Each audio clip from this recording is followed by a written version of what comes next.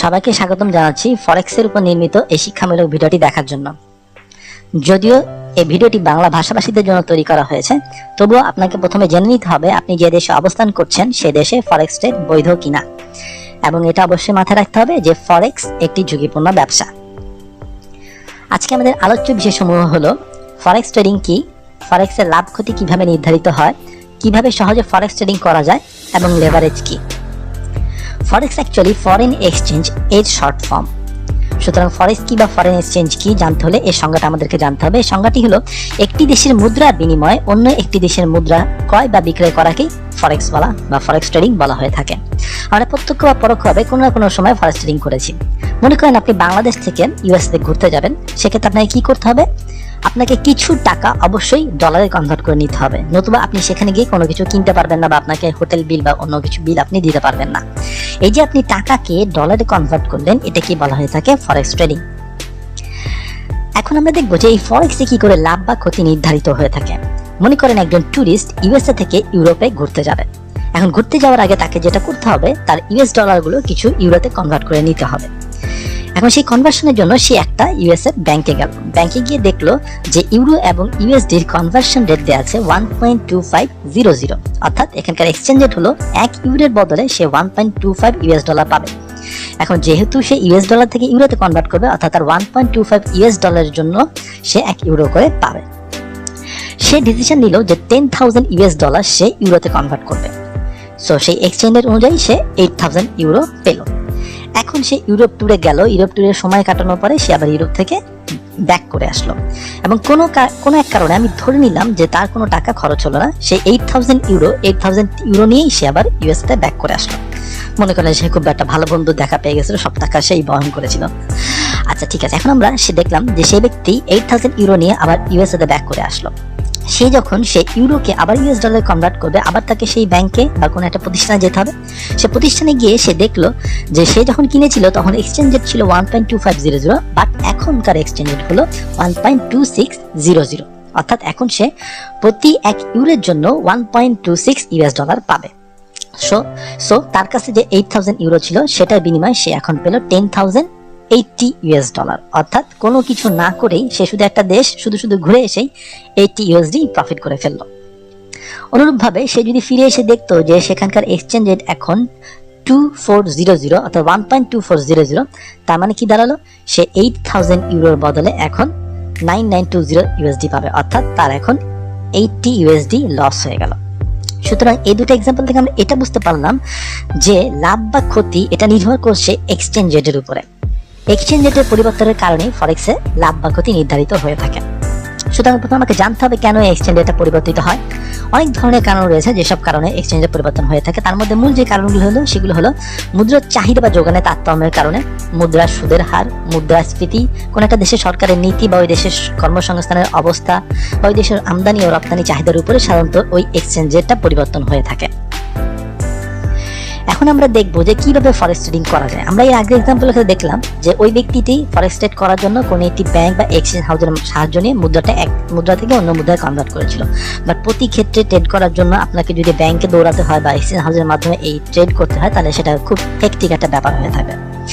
এই জন্য আমরা যে কাজটা করে থাকি, এই প্রাতিষ্ঠানিক সংগঠনগুলো থেকে দূরে থাকার জন্য আমরা অনলাইনে ট্রেডিং করার একটা সুযোগ রয়েছে। এই অনলাইনে আমি কিভাবে ট্রেড করে থাকি? এই অনলাইনে অনেক ব্রোকার রয়েছে, এই ব্রোকারগুলোর মাধ্যমে আমরা সহজে ট্রেড করে থাকি। এই ব্রোকারগুলো আমাদেরকে অনেক ধরনের সুযোগ সুবিধা দিয়ে থাকে, এবং এর বিনিময়ে আমরা সেখানে অ্যাকাউন্ট খুলে থাকি। অ্যাকাউন্ট খুলে আমরা সেখানে সহজে কেনাবেচা করতে পারি। তো প্রথমে দেখি কি কি সুবিধা ব্রোকার আমাদেরকে দিয়ে থাকে। তারা আমাদেরকে সবসময় অনলাইনে এই মুদ্রা কেনাবেচার সুযোগ দেয়, এটা তো আমাদের একটা প্রাইমারি সুযোগ। তাছাড়াও সবসময় মুদ্রার এক্সচেঞ্জ রেট কত তা আমরা সহজেই ওই ব্রোকারের প্ল্যাটফর্ম থেকে জানতে পারি, এবং ওই প্ল্যাটফর্মের মাধ্যমে আমরা বিভিন্ন ধরনের ট্রেড অ্যানালাইসিসও করে থাকি, যেগুলো আমরা পরবর্তী ভিডিওগুলোতে দেখব।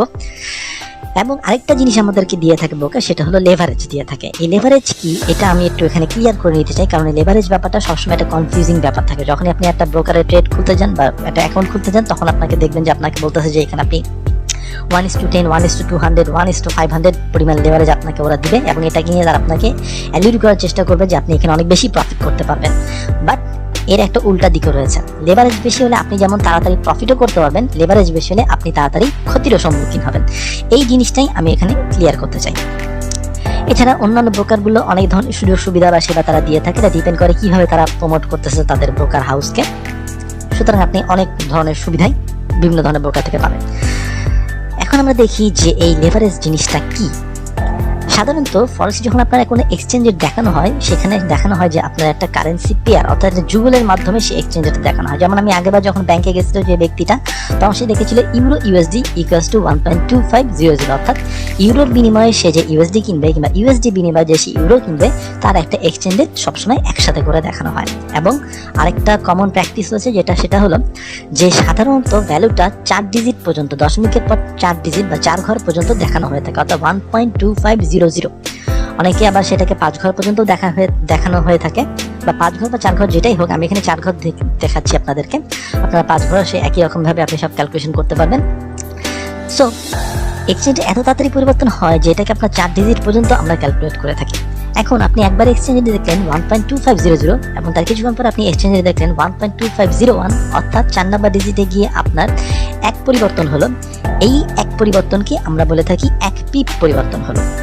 4 নাম্বার ঘরের ডিজিটে 4 নাম্বার ঘরে যদি আপনার এক পরিবর্তন হয়ে থাকে, অর্থাৎ মান যদি এক পরিবর্তন হয় তাহলে আমরা বলবো একই পরিবর্তন হয়েছে। যদি 5 পরিবর্তন হয়, এখানে 0 আর এখানে 1, এই জন্য আমরা বললাম 1 পিপ। এখানে 0 এবং 5 থাকলে আমরা বলতাম 5 পিপ পরিবর্তন হয়েছে। এই পিপ বা পিপস শব্দটা অতি গুরুত্বপূর্ণ একটা নাম, যেটা আপনি সবসময় দেখবেন যে আমরা এখানে ইউজ করতেছি। বলবো যে কতটুকু প্রফিট হলো, বললাম যে 20 পিপ প্রফিট হলো, 100 পিপ প্রফিট হলো। যদি বলি আমরা কতটুকু ক্ষতি হলো, 10 পিপ ক্ষতি হলো। যদি আমরা বলি যে স্টপ লস বা টেক প্রফিট কথা, আপনি বলবেন যে টেক প্রফিট হলো 10 পিপ, আর স্টপ লস হলো 5 পিপ, টেক প্রফিট 100 পিপ। সুতরাং এই পিপ শব্দটা খুব সহজেই আমরা ইউজ করে থাকি। সুতরাং আমাদেরকে এই পিপ জিনিসটা কি সেটা জানতে হবে। এখন আমি সেই আগের এক্সাম্পলটা আবার দেখি। সেই ব্যক্তিটি আবার ইউএসএ থেকে ইউরোপে যাচ্ছে, ব্যাংকে গেল, তার এক্সচেঞ্জে সে দেখতে পেল 1.2500, অর্থাৎ সে যখন $10,000 ইউরোতে পরিবর্তন করলো, সে একইভাবে 8,000 ইউরো পেল। আবার সে যখন ব্যাক করে আসলো, এখন সে দেখতে পেল যে এক্সচেঞ্জ রেট হলো 2501, অর্থাৎ তার এক পিপ এক্সচেঞ্জ রেট পরিবর্তন হয়েছে। তাহলে তার প্রফিট কতটুকু হবে? তার প্রফিট হবে $0.8, অর্থাৎ এক পিপ পরিবর্তনের জন্য তার $0.8 প্রফিট হলো। যেখানে তার ইনভেস্টমেন্ট বলতে আমি এখানে বোঝাচ্ছি যে সে কি করেছিল, $10,000 কে ইউরো, তারপরে আবার ইউরো থেকে ইউএসডি তে কনভার্ট করেছিল, অর্থাৎ এখানে সে $10,000 ইনভেস্ট করেছিল। এখন আমরা এখানে একটা সহজ হিসাব দেখি। এখানে আমরা দেখতে পেলাম যে প্রথমে এক পিপ পরিবর্তনের জন্য যখন সে $10,000 ইনভেস্ট করেছিল, তার লাভ হয়েছে $0.8। ঠিক অনুপাতিক হারে আমরা এখানে বলতে পারি, যদি সে 1,000 টাকা ইনভেস্ট করতো তাহলে তার প্রফিট হতো $0.08। যদি সে 10,000-এর জায়গায় 10 টাইমস বেশি ইনভেস্ট করতো, অর্থাৎ $1,00,000 ইনভেস্ট করতো, তাহলে তার $8 লাভ হতো।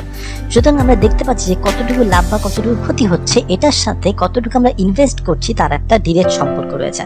আপনার মূলধন যত বেশি হবে, আপনার ইনভেস্ট করার ক্ষমতা তত বেশি হবে, আপনার লাভ হওয়ার সম্ভাবনাও তত বেশি থাকবে। এটাই সাধারণত ব্রোকারগুলো আপনাকে প্রমোট করার জন্য বলে থাকে। বাট এর উল্টা দিকটা কিন্তু কেউ কখনো আপনাকে বলে না। আপনার যত বেশি ইনভেস্ট করবেন আপনি, এক পিপের জন্য আপনার ক্ষতি হওয়ার সম্ভাবনাও তত বেশি থাকবে। যেমন ধরেন, সে প্রথমবার কি করেছিল, যে এসে দেখেছিল তার $80 প্রফিট কিংবা $80 লস হয়েছিল, সেটা এক্সচেঞ্জ রেটে কম বা বেশির কারণে। এখন অনুরূপভাবে সে যদি 10,000-এর জায়গায় 10 টাইমস বেশি, অর্থাৎ $1,00,000 ইনভেস্ট করতো, তাহলে $0.8-এর জায়গায় $8 লস হতে পারত। সুতরাং লাভ এবং লস দুটোই সমানভাবে নির্ভর করে আপনার ইনিশিয়াল ক্যাপিটাল বা মূলধনের উপরে, বা আপনি কতটুকু ইনভেস্ট করছেন তার উপরে। এখন আসি এই লেভারেজগুলো কেন ব্রোকার হাউসগুলো দিয়ে থাকে। এর একটা মূল কারণ হলো, আমরা যারা প্রান্তিক ট্রেডার বা রিটেল ট্রেডার, তাদের কাছে এত বেশি ক্যাপিটাল থাকে না। আমরা কি দেখলাম যে $10,000 ইনভেস্ট করে মাত্র $0.8 লাভ হলো। এখন এত টাকা ইনভেস্ট করার পর যদি আপনার এক পিপ পরিবর্তনের জন্য বা 100 পিপ পরিবর্তনের জন্য আপনার 8 টাকা বা 10 টাকা লাভ হয়, সেক্ষেত্রে আপনি বলবেন যে এটা আমার ট্রেড করার চেয়ে অন্য কোনো জায়গায় ইনভেস্ট করা বেশি লাভজনক ছিল। সেই কারণে যেটা হয়ে থাকে যে ব্রোকারগুলো আপনাকে বিভিন্ন ধরনের লেভারেজ দিয়ে থাকে। লেভারেজ মানে হলো তারা আপনাকে এক প্রকার ঋণ দিয়ে থাকে। সেই ঋণ দিয়ে আপনি ট্রেড করতে পারবেন, আবার সেই ঋণটা আপনি ব্রোকারকে ফিরিয়ে দিতে পারবেন। আপনি যখন ট্রেড ওপেন করবেন তখন তাদের কাছ থেকে সমপরিমাণ ঋণ নিয়ে ট্রেডটা ওপেন করবেন, এবং ট্রেডটা যখন ক্লোজ করবেন তখন ঋণটা অটোমেটিক্যালি ব্রোকারের কাছে ফেরত চলে যাবে। সো এই লেভারেজকে, এই ঋণকেই তারা লেভারেজ নামে অভিহিত করে থাকেন। এখন আপনি যখন ব্রোকারগুলো খুলবেন, ব্রোকারের ওয়েব পেজগুলো, তখন আপনি দেখবেন যে তার বিভিন্ন ধরনের লেভারেজ দিয়ে থাকে। এটা একটা অনুপাত হারে প্রকাশ করা হয়ে থাকে। যেমন ধরেন বলে থাকে তারা 1:10, 1:20, 1:100 বা 1:500 লেভারেজ তারা দিবে। এই কথাটার মানে কি? এই কথাটার মানে হলো, যদি তার লেভারেজ 1:100